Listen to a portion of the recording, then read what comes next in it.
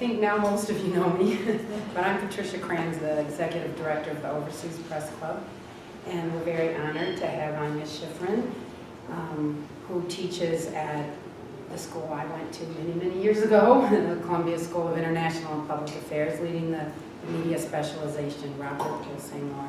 And our moderator for the night is Robert Friedman, the head judge of the OPC Awards, which is a humongous task, and we're very thankful, and an editor of Bloomberg News. Thank you for coming out. Just a few introductory words. I'm here tonight for a variety of reasons. The most immediate one being that about a year ago, Anya called me up and asked me if I would write a little piece for her book introducing a story that I edited in Fortune magazine about 8 years ago about chocolate plantations in West Africa, and which she was very nice to include in this book. But that's only a recent chapter in a very long story that begins long before Anya even began her journalistic career. I met Anya through her father, who was a great publisher in New York, Anya Schiffrin, at Pantheon Press. I've watched with pleasure over the years as Anya has moved to Hanoi and Istanbul and Amsterdam and Barcelona and back to New York, and has done some incredibly important and interesting work in journalism on a global nature. What was it, maybe 10 years ago, all of a sudden I found Anya in the elevator of my building. It turned out she had moved into my building, and it was a neighbor, so I can't get away from her. But I'm pleased to have this opportunity to introduce her. As Patty mentioned, Anya runs the International Media Communications Program at CIPA at Columbia, and has been a great advocate of what she calls exposure journalism all over the world, has talked in many places, and has promoted not just her book, but I think has helped lots of people in developing countries sort of understand the larger context that they belong to in global journalism. About 4 years ago, I asked Anya if she would be a judge on the OPC panel that I was at that point the head judge of. I think it was the Human Rights Award, or maybe it was. I think it was like international commentary or in-depth reporting. Is that we started One of those. Anyway, Anya has been an enthusiastic judge on various panels, and then this last year was actually a head judge of her own panel.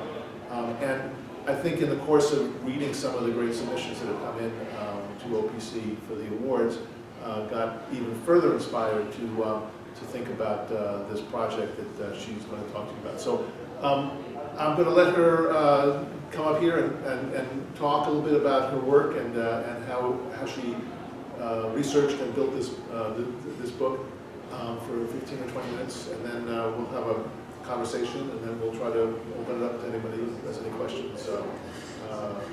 Good luck to ask them. So, Thank you, Robert. Thanks for coming. Thanks a lot. Yeah, so this is a presentation about my book, and I won't take you through the whole PowerPoint, but basically what happened about 4 years ago, there's a historian named Richard John who teaches at Columbia Journalism School. He's written a wonderful history of the Telegraph, and he asked me if I would teach a class with him on the history of business and economic journalism since 1600. And I said sure, because I was so flattered, lowly journalist that I had been to be asked to teach in the PhD program. And I was so scared that I started preparing for about a year, and I started reading old newspapers all over the world and hiring researchers and looking at different archives and reading books about journalism. And I found so much amazing material that I decided someone had to do a book. And I thought it would be sort of 15 essays about journalists that changed the world. And it ended up growing and growing. And this anthology is 47 pieces of journalism introduced by 40 different people. And what I'll do, I won't show you all the incredible reporters who are in this book, but I'll show you some of the old photographs that I took of different pieces of journalism I came across. The first thing I just want to say is that obviously journalism in Africa or China or South America is different from our journalism. And I wanted to be true to the journalism that was appearing in other places. So the book is divided into the categories that made sense for reporters in developing countries. So it's a different kind of categories than what we might see in our newspapers. So slavery and trafficking, labor conditions, women, anti-colonialism, because that was very important to many reporters in Africa and Vietnam. This is a wonderful picture I found in the British Library. It's probably some of you know that in the post-colonial period in Africa, Nkrumah and many of the African independence fighters believed that there should be a new form of African journalism, that it should fight against colonialism, that it should help countries' development. They really looked at what's called development journalism. And you'll see in this picture the mighty African journalist holding a pen, breaking away from the chattels of colonialism, and using the pen to vanquish the colonialists, the dollar and the pound sign. So I just came across that in the British Library. This is from 1961 from a Ghanaian newspaper. Again, development journalism. A lot of articles exhorting journalists, help the country develop, educate the masses, promote economic growth. So here's again, 1961, journalists urged to educate the public. I love showing younger journalists some of these slides because people haven't seen so many of the old pictures. So this is an 18th century newspaper, actually 19th, from Calcutta. And the old newspapers are really fun to look at. In many cases, they're more like blogs almost. They have a lot of random letters, and we've heard from so-and-so that this is happening, and strange stories, little ads, opium ship bound for China. I think it was in a Ghanaian newspaper from the 19th century. We found a letter from someone saying, so-and-so begs leave to inform the public he's no longer going to rent out his chairs for parties. Or you'll find advertisements, classified ads for carriages instead of cars. One time in Calcutta, I was reading old newspapers, and I came across an article complaining about the traffic of the horse and carriages on the bridge. And I left the library, it was a cold January, and I got a cab, and I got stuck in traffic on the same bridge. Oh, okay. Or I'll come across, I came across long articles about the sanitary conditions for the coolies, and then a letter from London saying everybody's reading Middlemarch this season. I also want to point out that these newspapers are crumbled in my hands, many of them. They're not digitized, and as I picked them up, they often fell apart. So this was a very important Bengali newspaper in English, and you can see the condition. And these libraries in India don't have microfilm machines in many cases, and the stuff is just molding on the shelves. So for me, the kind of breakthrough moment in the research was reading King Leopold's Ghost by Adam Hochschild. I don't know if anyone here has read that book. It's a riveting account of the brutality in the Belgian Congo when it was owned by King Leopold. And Hochschild's argument is that the campaign against the conditions on the rubber plantations in the late 19th century was the first modern human rights campaign. You had the abolitionists who been very active, obviously, for the abolition of slavery. They had funded a lot of journalists and newspapers. And when slavery was abolished, they were kind of revved up and ready to continue campaigning. They turned their attention to the Congo. George Washington Williams was a free American slave who saved up money and set up a newspaper. And he went to the Congo and he exposed the conditions there, and he wrote an open letter to King Leopold, which you can still find online. And no one really paid a lot of attention, although I won't even talk about case numbers, I don't want to go on too long. And then another journalist called E.D. Morel, who'd been working for a shipping company, was so horrified by the conditions in the Congo. Hochschild describes how he saw the boats leaving Belgium on the docks, going out with nothing but guns and coming back with rubber and ivory, and he realized something was wrong. And he started a newspaper called the West African Mail. He took money from many of the companies doing business in the Congo, but he also started writing about how terrible the conditions there were. This is E.D. Morel. And when I read this, I thought, my God, I consider myself reasonably educated about the history of journalism. I knew all about the U.S. muckrakers. I had no idea that in the 19th century you had people writing about labor conditions all around the world. So after I read King Leopold's Ghost, I thought, well, what else was happening? So I kept reading, and the next thing I found was The Devil in Mr. Casement, which is about the campaign right after what was happening in Congo and the campaigns there. There was a journalist who was writing about the same problem in the Amazon. His name was Benjamin Saldana Roca. He started a little newspaper called La Sanction, and he wrote all about the terrible atrocities happening to the indigenous community that were being forced to collect rubber. And what's so interesting about these campaigns was how modern they were. So the journalists wrote these stories. It took 10 years for anyone to pay any attention. It was really hard for them to get information because this was happening in the countryside. The rubber companies owned the ships, so they had a terrible time trying to get independent information, verifying what was going on. But eventually, there was shareholder outrage, there were lawsuits, and the big companies fought back. King Leopold hired his own PR people. He hired lobbyists in the United States. So in many ways, it was really very, very modern.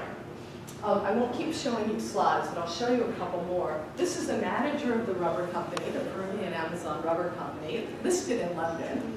And he's standing on a safe containing skulls. And this was published in 1907. It would have gone unnoticed, except that 2 American engineers were traveling through the Amazon, and one of them became the English language tutor of Saldana Roca's son. And he brought the news back to London, where there were investigations and then a lawsuit. So again, I thought, my God, this is extraordinary. What else was going on?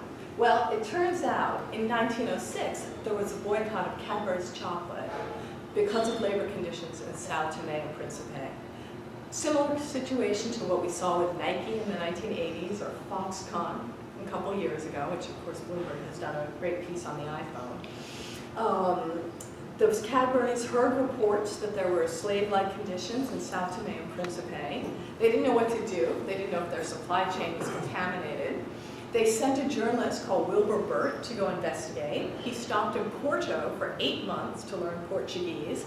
He got there, and he was so stupid that he wrote back to the Cadburys and said, oh, it's fine, the kids have big tummies, everything's okay. Of course, they were malnourished. Meanwhile, Henry Nevinson, the American journalist who'd been writing about slavery for Harper's, he went off to do his own investigation and wrote a 5-part series about how terrible conditions were. So I think you see where I'm going. I started to find that all over the world there were these interesting stories, and the conflicts and the campaigns were similar to what we see today. Another one, Dwarkanath Ganguly exposed the coolies who were trafficked from India to the Caribbean. Again, after slavery was abolished, people needed cheap labor, and so many of these poor Indians ended up being moved around and traveling and working in terrible conditions. Here's another picture of the coolies. So again, I can show you dozens of incredible photos of journalists from around the world, but I'll stop there. And I'll just say that I think these pictures give you a flavor of what the book is really like. So the book has 47 pieces of journalism from around the world, starting in something like 1880. And as I was reading the newspapers and reading the history books, I thought, the stories are incredible, but often the way we consume, the way we consume news has changed. I didn't want to do a book that was just going to be a lot of extracts without any context or history. So I got in touch with historians, scholars, activists, journalists around the world, and I asked them to please write introductions to the different pieces of journalism. So in the end, 40 people stepped up and introduced each piece of journalism, explained why it was important and what impact it had or didn't have. So that's the book, and there's a gamut of stories. There are some pieces like the New Statesman photographs of starving children in Bengal in 1943 that caused so much outrage and unhappiness that the British were forced to start sending food aid. And the foreign press came in and started covering it, despite the wartime censorship, which had banned journalists from covering anything that might give information to the Japanese, such as where the food supplies were. But we also have a piece written by Gareth Jones, who found out about the Ukrainian famine in the 1930s and published 30 pieces over 3 weeks, and nothing happened. no one was going to be able to send food to Stalin's Russia. The American left didn't want to believe it was happening. We have pieces about foot binding, genital mutilation, labor conditions, police brutality in South Africa, in Chile, in Turkey during those dictatorships. So the book is a kind of fascinating collection of all of this reporting. And I would say kind of a few of the main takeaways for me was, one, when you study a lot of history, you start to feel, see the resemblances with today. I became a bit of a history bore. So certainly the newspapers reminded me of blogs, for sure. Another sort of takeaway that surprised me was that probably 80% of the magazines and newspapers where this journalism was published no longer exist. And we think so much that we have to create strong institutions, and we need places like Bloomberg or the New York Times, because only if you have strong media outlets will they be able to defend themselves against persecution, defend themselves against lawsuits, stand up to censorship or to advertising pressure. And what was interesting to me and kind of encouraging was even when these newspapers and magazines didn't survive, the journalism did, and it often had a big impact.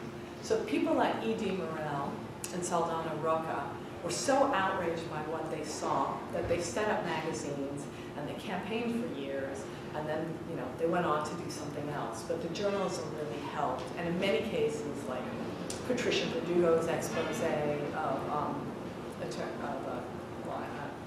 it was really executions that happened after Pinochet's coup.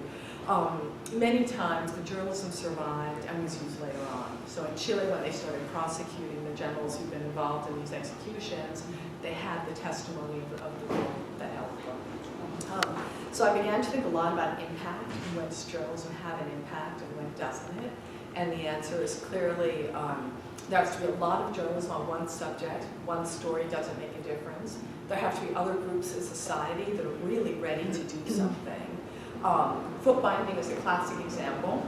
There were people in China writing about foot binding for 800 years, but it was only when there was kind of an educated elite that wanted to modernize, and then all of a sudden you had all the decrees against foot binding passed within 6 months, and the practice was outlawed. Another thing that surprised me, and maybe it should have, was I hadn't understood that the relationship between campaigners and journalists was so close and lasted for so long in so many places. We often hear, and here comes Sminky Borden, so it's perfect. We often hear that nowadays the New York Times, they can't afford as many foreign correspondents. If you want to know what's happening to Philippine workers in Dubai, you have to look at a Human Rights Watch report. Isn't it this, how do we think about this blurring of the lines between advocates and human rights groups and journalists? And so one of the things that surprised me in the research for the book was that that blurring of the lines has existed for a lot longer than we knew about the abolitionists and the anti-slavery campaigners. And I don't think that takes away from the work the journalists did at all, because they went out and they substantiated and they verified and they got news sources and they did the reporting. But often there were campaigners who were behind and who were helping them. One of the pieces in this book is by Benjamin Skinner, and I found it because of judging the Overseas Press Club Awards. And we didn't give it a prize, but it intrigued me because it was about Korean-owned fishing ships that were flagged to New Zealand that were hiring Indonesian workers and supplying to American food companies. And as I found out, the original report about these terrible labor conditions, these Indonesian workers were being recruited to work on these ships, and then when they got there, they were made to work very long hours, and they were physically abused and sometimes sexually assaulted. And the research on this had been done by an academic in New Zealand who worked at the business school there. But again, he didn't get traction until he gave the story to Benjamin Skinner, and it was published in Bloomberg. And New Zealand being New Zealand, they cared a lot about the reputational effects. And so they moved very quickly to change their laws. And the American companies that were buying fish from these companies also decided not to anymore. So that's a story that had some effect pretty quickly. So I think those are probably kind of some of the main points that I came across. as I researched the book. I don't know, Robert, if you had any questions or comments? Yeah, maybe we could just pull up 2 chairs and have a little Yeah, chat. let's do that. And I guess I should also say that the book came out in August, and I've been going all around the world giving talks. And anywhere that journalism is in trouble, people are interested in the book. So I gave 4 talks in Malaysia, where they want to replace their sedition law, the old British sedition law, with the Harmony Act.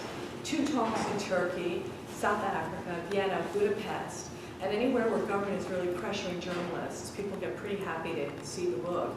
And so it's given me a really nice chance to tell people all over the world about organizations like the Committee to Protect Journalists, the Overseas Press Club, and the Center for Public Integrity, and ProPublica, and some of the great organizations that are doing journalism now. So that's been nice.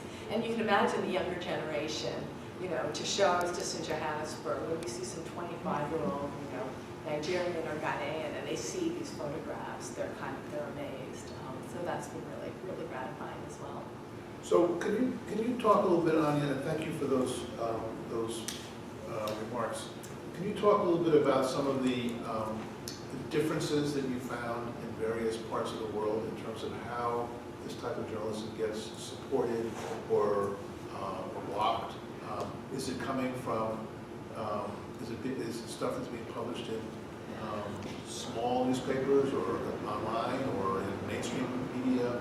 Is it, I mean, just in terms of differences from what I think we're more familiar with here in the developed world, what do you, I mean, what observations can you make about how this kind of journalism gets done, and how difficult it is, or more difficult it is, the collaboration between journalists and advocates in those countries? I mean, what is this? I mean, that's a big, a broad question, but I'm just wondering. Yeah, absolutely. So there's some countries where there's just a lot of investigative journalism going on right now. So for example, South Africa, tremendous amount of reporting.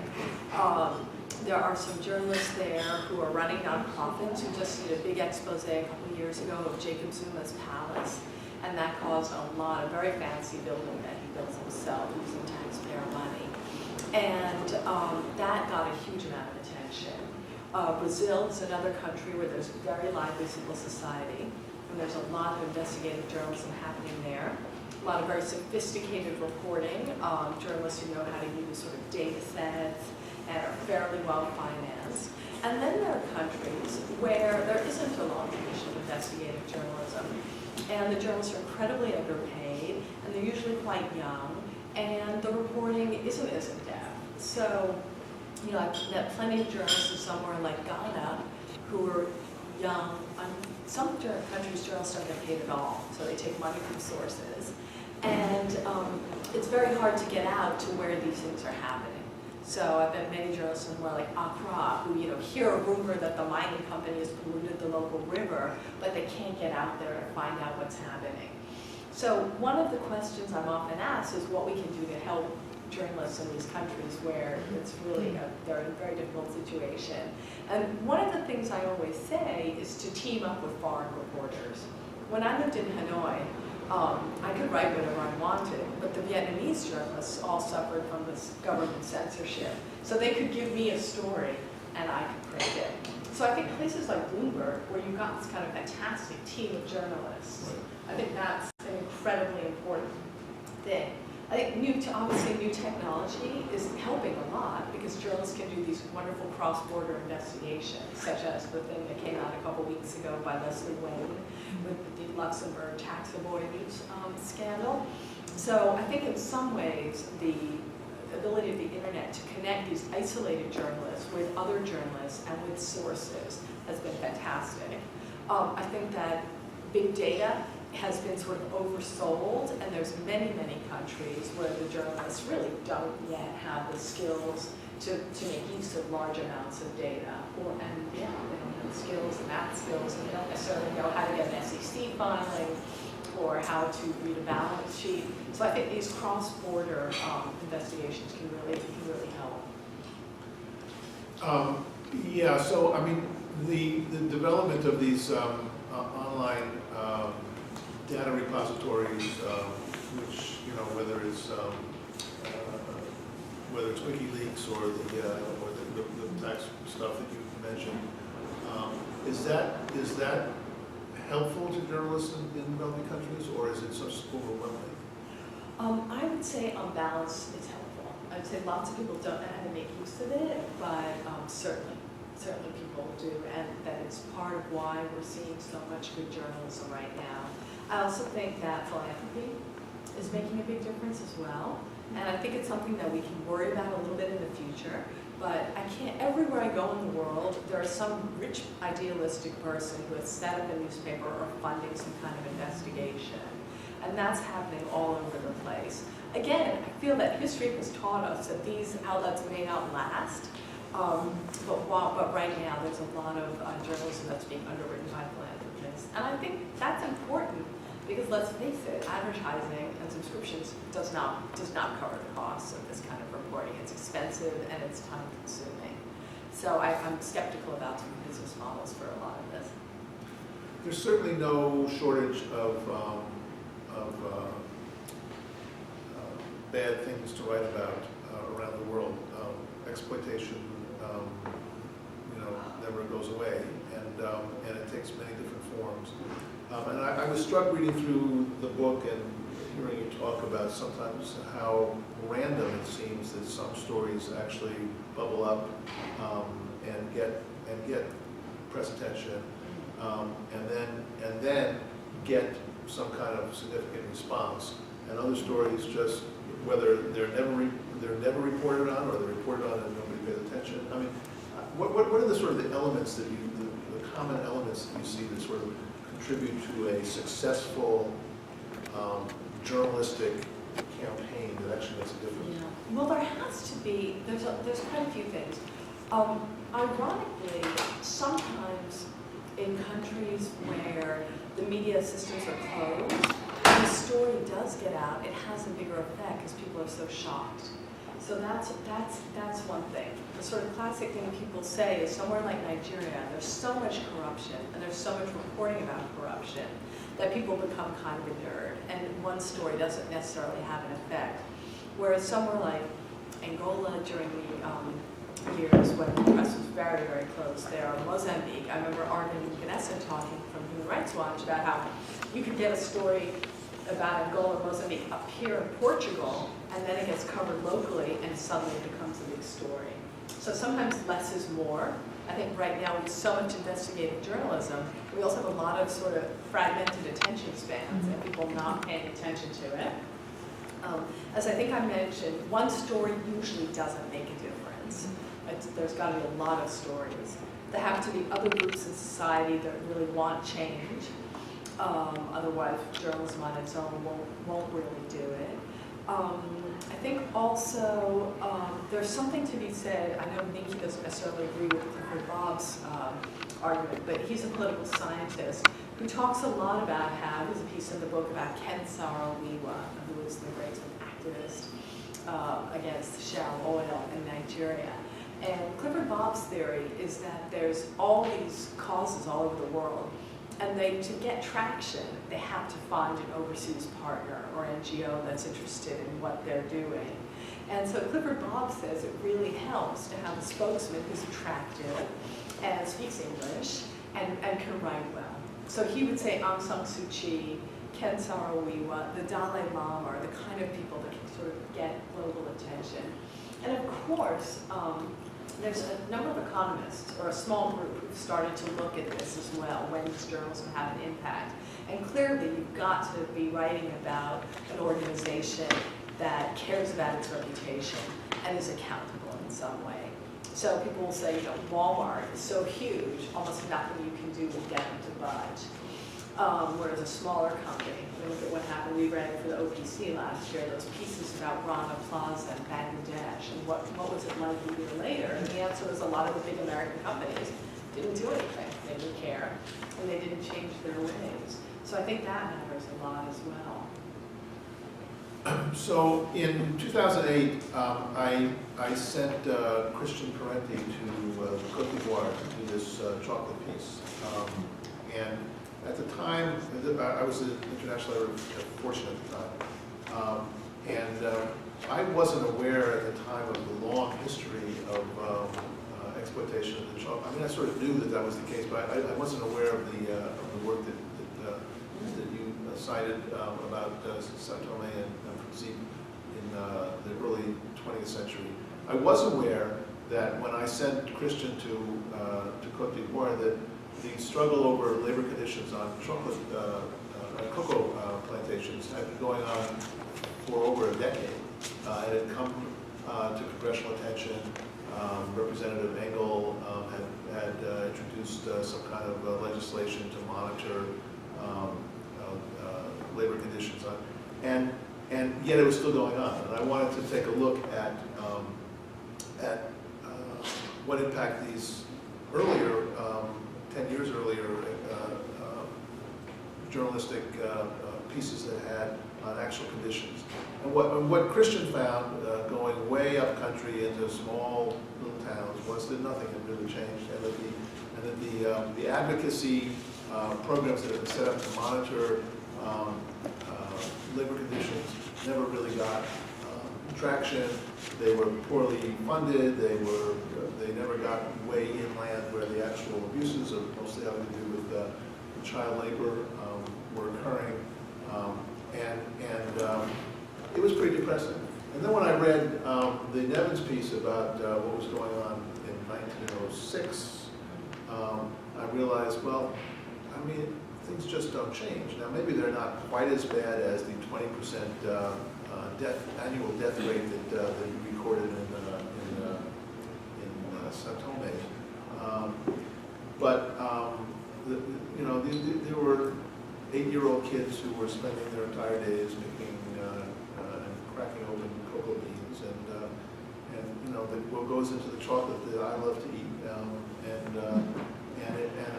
the headline I put on the story was something I used the word bittersweet. I don't know what the headline was, but Couldn't be anything else. yes.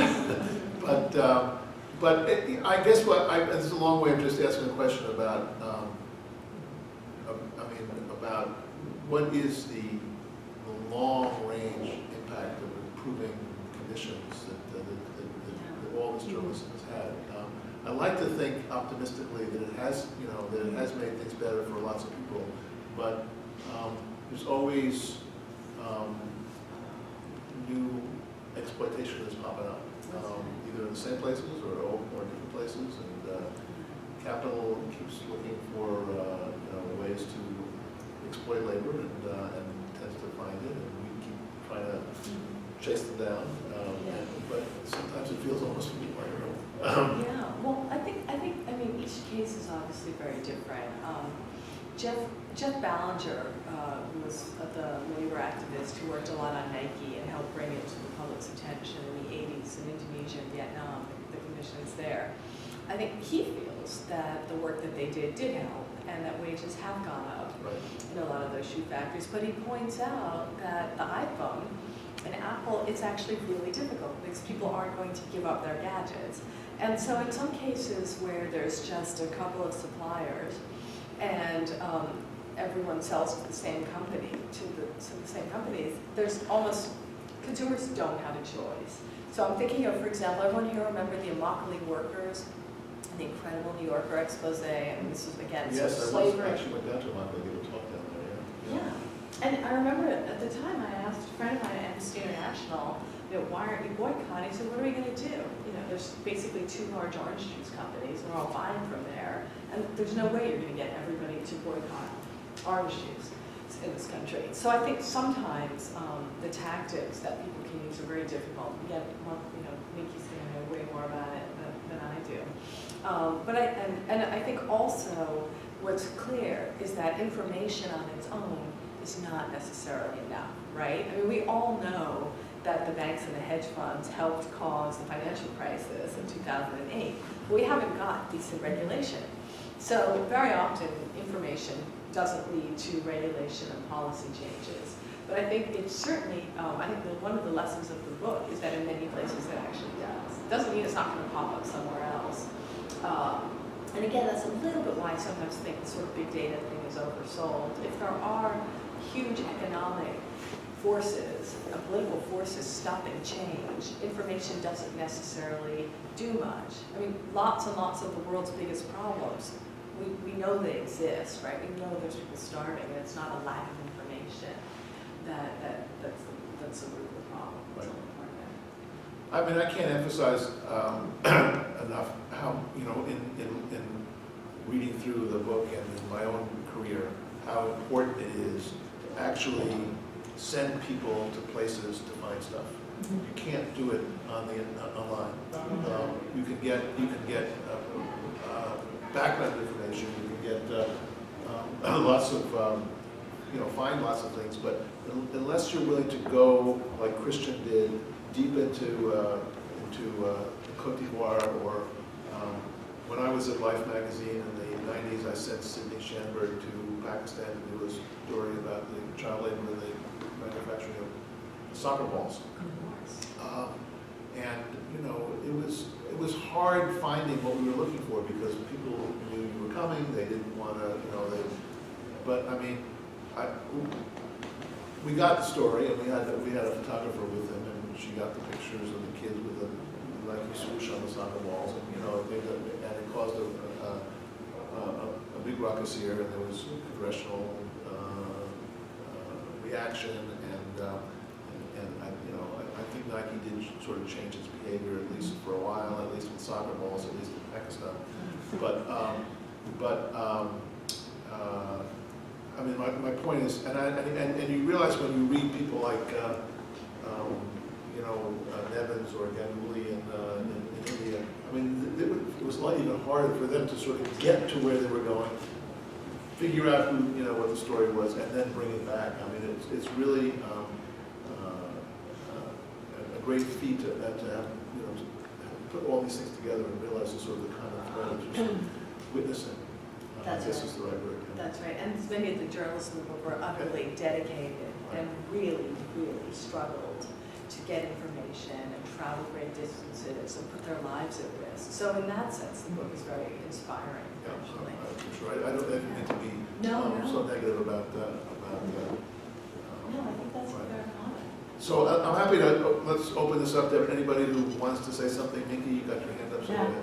Well, a question and a comment, and Sure. I wanted to say that I just, over the Thanksgiving break, went to the new Museum for Civil and Human Rights in Atlanta, and they have an entire floor dedicated to human rights, and there's a section that actually has sort of everyday things like a soccer ball and a chocolate bar, and there's an entire section dedicated to sort of the sourcing, ethical sourcing.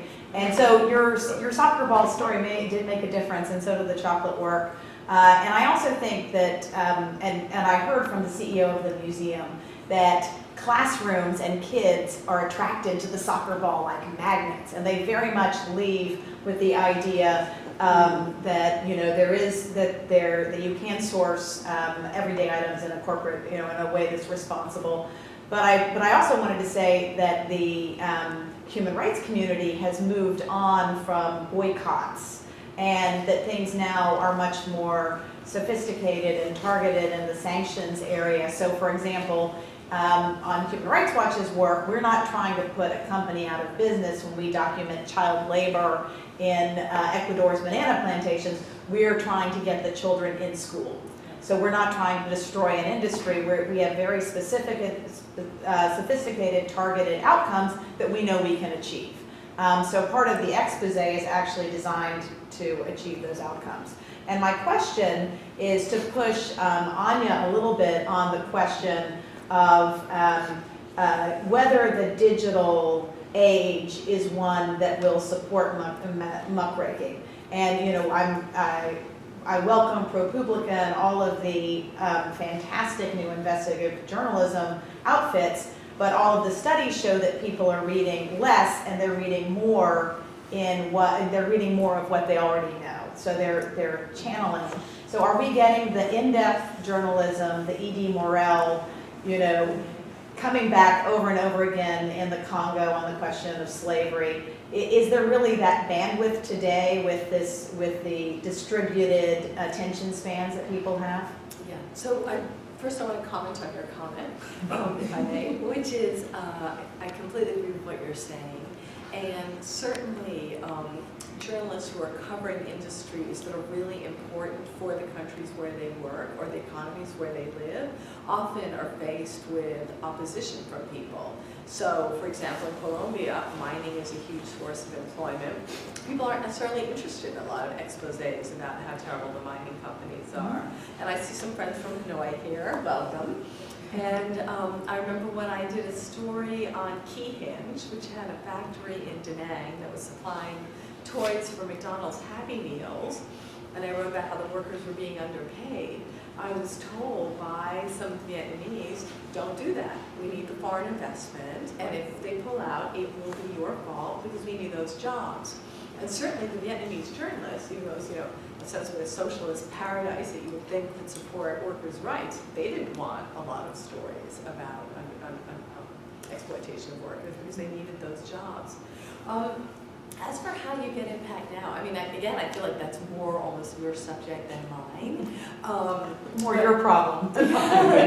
But clearly targeting people that are susceptible or are willing to change does sometimes have an impact, or I don't think you'd be in the business that you're in. I mean, I feel like the Snowden revelations about the NSA is another example. What's actually changed?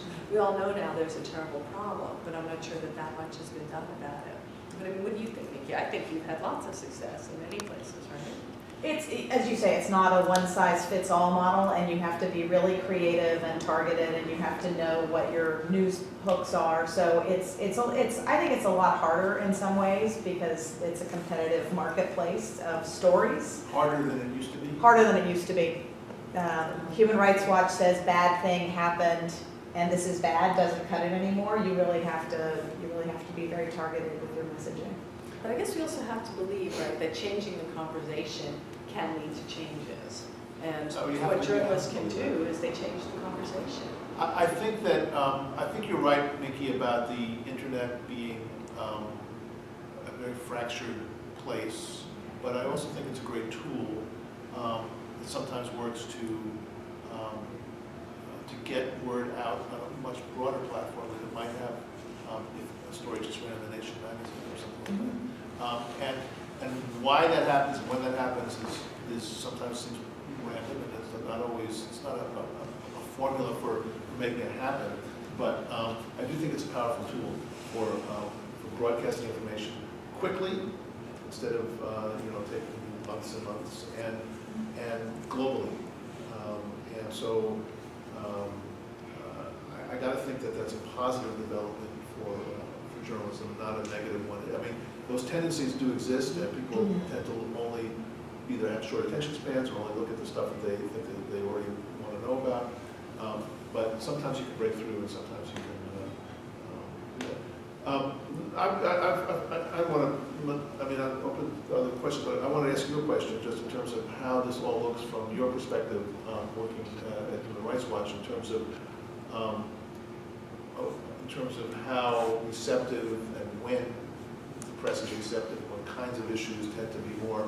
I mean, what is it that you've observed? I really think timing is everything. If you can bring out an expose before a big summit, you're going to have a longer runway to go with.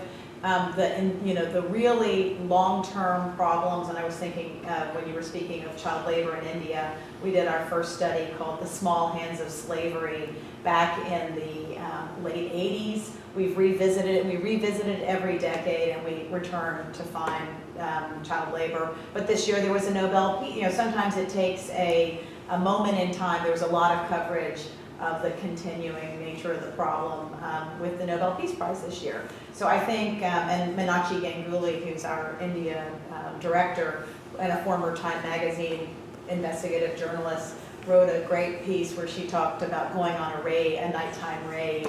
And I think,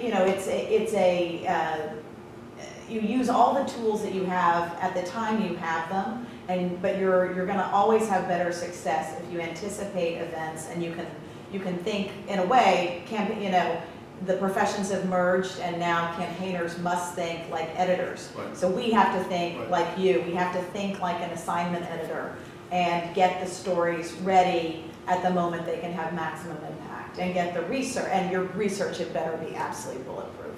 In the age of the internet, you don't want to make a high profile mistake. I think this whole question of media impact has become so important now, as you know, especially because of all the philanthropy supporting different media outlets, right? Journalists are now under all this pressure to prove that what they do has an impact, and lots of the donors want to see sort of tech proof. And there are so many different people that are now really tracking how many mentions their stories get and any legal changes that happen as a result. I think ProPublica is very careful about sort of tracking this, and I think for me the lesson of the book is I'm sort of more relaxed. I think it can take years and years and years, and you don't necessarily know what it's going to take. So I would say I'm sort of against the kind of, it's fine to go ahead and track everything, but I'm not sure necessarily if the metrics tell us all that much. Other questions, Patty? Or comments? I keep thinking, even though it's not strictly internationally related, on the question of timing is the whole controversy about concussions and in football. And now even when I was in England 2 weeks ago, there was a thing about rugby. And just to see like what made it all of a sudden, I think it was probably player suicides that did the trick, but it was a lot of John Schwartz at the New York Times reporting, and then all of a sudden though it took. And it's really interesting to think, as you said, about when does something get that much traction, or that it'll have change, because it is now having change, and now more parents are worried about the children. That's right. And as I recall, he was not a sports writer, right? Isn't that the point? Yeah. And that happens all the time, right? The Wall Street Journal reported on Dick Grasso's excessive pay package. It was the Financial Times that put on the front page every day. So often it's that outsider who doesn't have the sort of problems of access journalism and isn't beholden to the sources, and kind of take the story and keep hammering on and on and on, and is there when people are finally ready to make a change. Anyone else? Yep.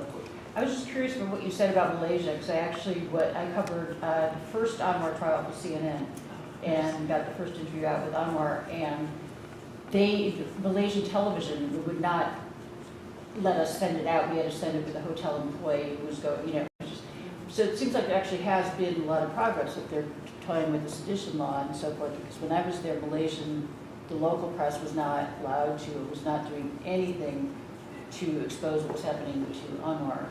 So there's obviously been some progress with journalism and people continuing to harp at it, because So I think what's interesting about Malaysia is I think Malaysia Kini, the online website, has made a difference. And I guess Mahathir allowed it to exist because he knew that somebody had to provide accurate information. And there's now a lot of websites and blogs and small sites in Malaysia that have really dissenting points of view. But I think you're right. I mean, at the time we were living in Vietnam in the 90s, the Malaysian press was extremely controlled. I really love Joel Simon's new book, The New Censorship, which probably you've all seen. It just came out recently. And his argument is that you have places like Ecuador and Turkey, the democratators, right? They get elected and then they clamp down on the press. That combined in places like Syria and all these war zones where freelancers go in without any protection. You have organizations that, like ISIS, that don't even need the media. So his take is a very, very depressing take. He points out that the number of journalists who are being killed has risen dramatically this decade compared to the last decade. I think maybe more of a sort of glass half full kind of person. And I think what I see around the world is, because of social media, because of the internet, and because of political transition, there's so many countries where the media was really controlled, where there's now a bit more wiggle room. So I would say Vietnam would be a perfect example, where you have bloggers that by day work for state-owned media, but by night are blogging about all the stories they can't say in the day. Clearly in places like China, there's so many episodes. Again, social media can't solve huge structural problems, but that one official whose kid runs over somebody on the street, or murders a bartender, or, that one guy who like let his friend, you know, the government official's kid into college and rejected the farmer's kid. Those little stories are being reported all over the world. And I think that there's also countries, places like Tunisia, for example, or Burma, or even Egypt, where people say, oh God, you know, the press is so bad. Everyone in Egypt says, oh, there's all these terrible talk shows, you know, so awful. But really, compared to say 10 or 20 years ago, there's more, there is more free speech. And that's affecting everybody. I mean, what happened, I think, in the Arab Spring affected Singapore. I mean, I would argue that the Singaporean press is actually, in some ways, reporting on lots of things you wouldn't have seen 10 or 20 years ago. So I put Malaysia in that category. When I was there, some journalists had just been detained in Penang. And I think people were really worried that the Harmony Act would just be another excuse to clamp down on the press. So they weren't that thrilled that it was replacing the Sedition Act, in fact. But I do think, I mean, lots of parts of Africa as well, the press is freer now. Uganda has lots of good reporting. So I'd say on balance, I tend to feel that the openings have balanced out the closings. Obviously, I feel a little bit as When well. were you in relation describing what During when you said- Anwar, it what was year? crisis 98, wasn't it? Yeah, 98, just started, yeah. It was. And have you been back at all? I covered him, I went back about 5 times. I haven't been back now. I'm still in touch with Wanaziza. But I covered it for a while. And now, yeah, I would love to see what's happening with the latest trial. But Yeah, it's Groundhog Day in Malaysia. They're quite after him. yeah, and that is the flip side, is that he's back now. He's back. So, Then I think India, when Modi got elected, I think there was a little bit of house cleaning and people were sort of self-censoring before he acted. So there's obviously ups and downs for sure. I guess the nice thing about getting older is you can kind of see the long trajectory. Yeah. Do you see any countries today where they are particularly unwilling or unable to pursue investigative journalism? You know, obviously there are countries where there are journalists who are very daring or willing to take on the government, you know, address these terrible issues, whether it's human trafficking or female genital mutilation. But then there are other countries where you have journalists, and, you know, it's relatively free in terms of these other, you know, other places. And there just doesn't seem to be the initiative or interest. Well, what would people say about Russia? That was what I was thinking about. Yeah, that's. But there's plenty of people who've tried to do some aggressive reporting there, and it's not been easy. Some of them have Very ended up dangerous. dead. Yeah, so Russia's, but it's also a place where there are little sort of alternative websites that actually no one looks at, right? So that happens in lots of countries. There's alternative media, people don't care, or it doesn't get traction in some places too. So that would be one example. Were you thinking of any places in particular? I was thinking of Turkey. I mean, on a certain level, not that. Or I guess there's more repression there than is generally reported. I would In say terms there's of lack of quite free a press. number. Andy Finkel, who contributed a piece to the book, His daughter works for Bloomberg. yes, whose daughter works for Bloomberg, has helped set up, a lot of journalists are getting fired, as we know, in Turkey, and losing their jobs. So they've now set up a sort of NGO to help promote free expression in Turkey. There are a lot of good journalists in Turkey, and I think some of them are still producing good work. One of the things that was interesting about the book is that there's sort of good publications that are good for a while, and then sort of lose their spirit. So Andy talks about Taraf as being an example of that they did do some good investigative journalism, but eventually, well, obviously they got involved. They were the ones who published the documents that led to the trial of all the military officers. But they probably have, I guess, I don't read Turkish, but from what I understand, they're kind of less aggressive than they were. There are interesting examples like Chechen Magazine in China, which Yeah. you know does a lot of really good investigative reporting about corruption. But they sort of know where the line is, and you know some of this stuff is actually tolerated or encouraged because there's a campaign against corruption that the central government wants to promote. That they're given some space to do these kinds of reporting. Other times they have to pull back. So I think journalists sort of often learn how to operate around and within certain restrictions. And in other cases, I think they're just up against, I mean, people do get killed or jailed, and that's a serious problem. And it is an increasing problem. But I think you're right. I found, like, for example, Southern Weekend, right? Another- Some of these another Chinese exception. journals are incredibly sophisticated, and they sound like wiki sometimes, right? They carry on timing, they release parts, they get lawyered up, they release a little bit later. They sort of check to see which way the wind blows before they publish.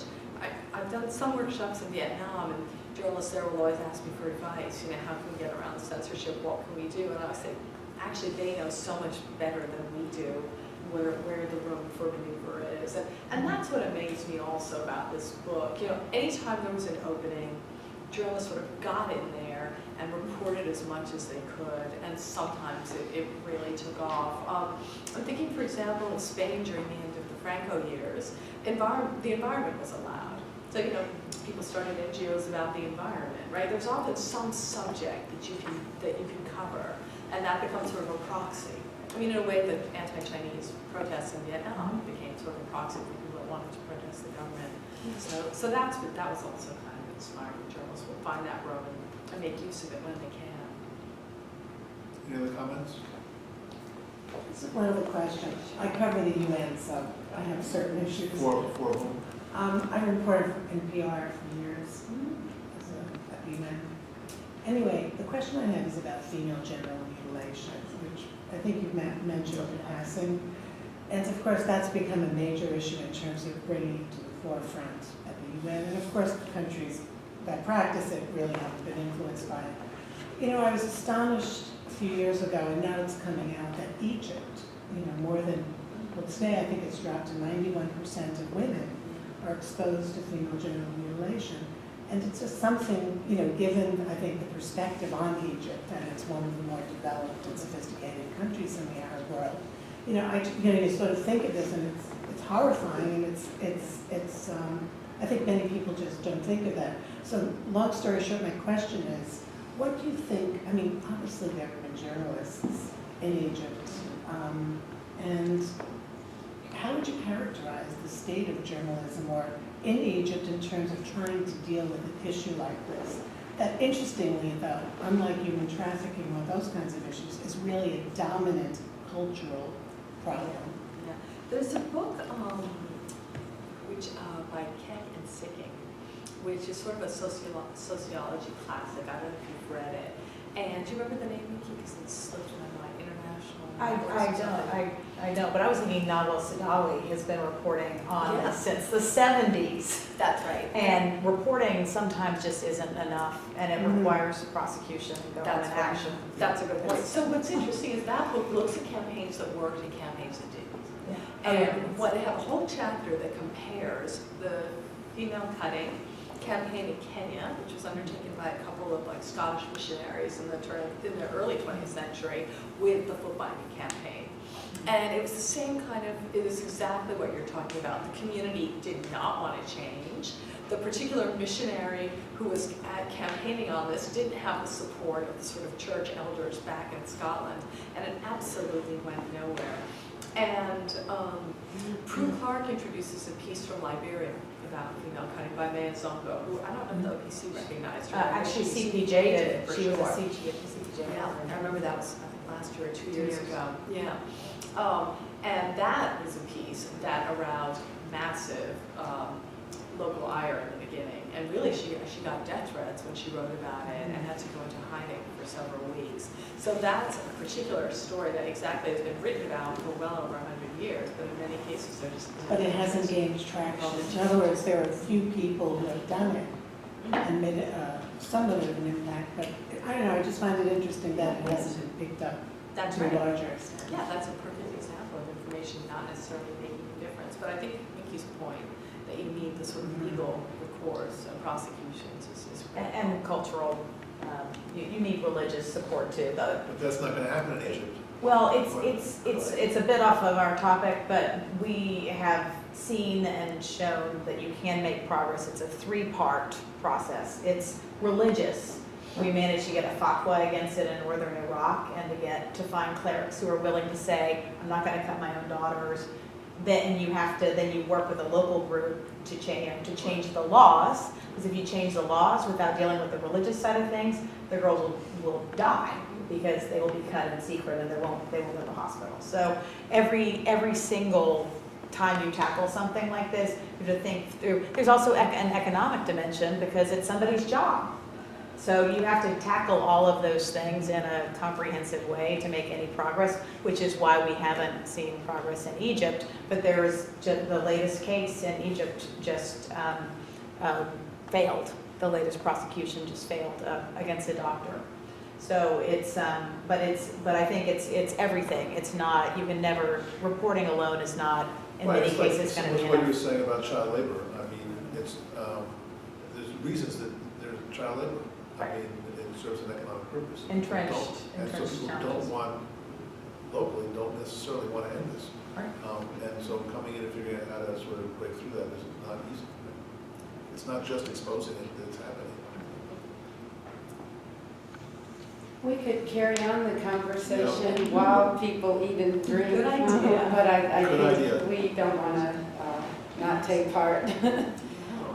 Well, thank you, Anya. Thank you so much for I do think that the book is actually quite inspiring to see the great work that you put between the covers of that book over 100 years.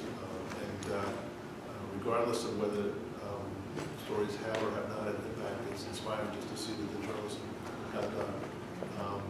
And so thank you for preserving it, for putting it together and coming to talk to us about it. It's great, it's my pleasure.